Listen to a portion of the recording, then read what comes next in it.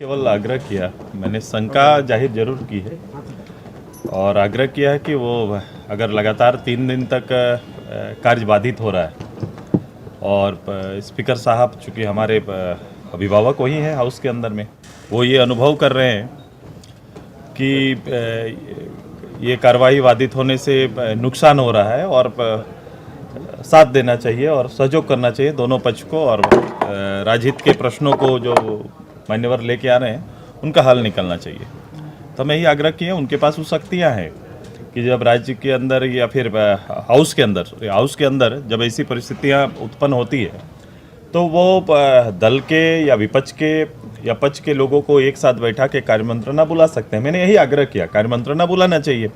अगर उनको ये पीड़ा है कि इससे दिक्कत हो रहा है तो अपने शक्ति के अधीन उनको एक पहल करना चाहिए ताकि उसका कुछ रास्ता निकल सके। यही आग्रह मैंने किया है। सर, क्या मानते हैं आप कि से ये बात कहा है मैंने जब कहा कि उनको उनका कुर्सी थोड़ा ज़्यादा झुक गया है ताकि मुझे लग रहा है कि चूँकि विपक्ष की जो बातें चल रही हैं वो उसको मध्यस्थता नहीं कर पा रहे थे, यही मैंने कहा है।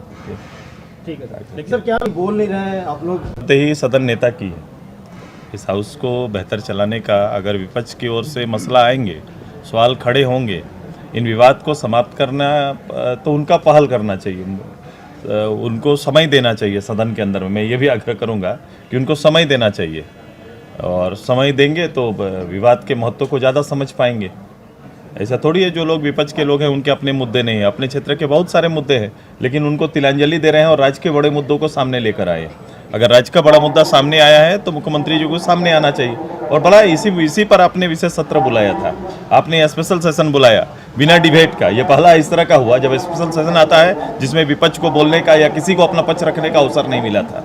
आज आप उससे टर्न डाउन हुए हैं। हम केवल नहीं, पूरे राज्य के सारे नौजवान पूछ रहे हैं। मैं तो यही कहता हूँ कि आप आज और कल दोनों के साथ खेल रहे हैं। आज जो वर्तमान है और कल जो निर्माण होगा, ये दोनों के साथ कहीं ना कहीं आप खेलने का काम कर रहे हैं। इसलिए आग्रह है कि सदन नेता को आके इसका जवाब देना चाहिए। लेकिन सरकार के मंत्री तो पहला दिन आपको हमसे पूछना चाहिए था, आप क्यों ये बात बोल रहे हैं। आपने जरूर कैबिनेट के उस निर्णय को देखा होगा जिसमें उन्होंने विलोपित किया है जो उन्होंने नियम लेके आया था स्थानीय नियोजन के लिए, मैट्रिक की अनिवार्यता को जो उन्होंने शर्त बनाया था उसको उन्होंने विलोपित किया। कैबिनेट के में गए और उन्होंने उसको विलोपित किया है।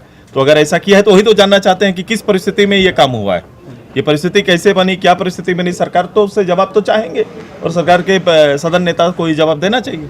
सर, कल आलमगीर आलम जी का बयान आया है कि इसी नियोजन नीति के तहत इतना रोजगार देंगे कि आप लोग चुप हो जाइएगा। तो संतुष्ट कर दे सबको, खड़ा होकर ही तो चाह रहे हैं कि हमको चुप करने के लिए उनको चुप आके बोलना पड़ेगा ना।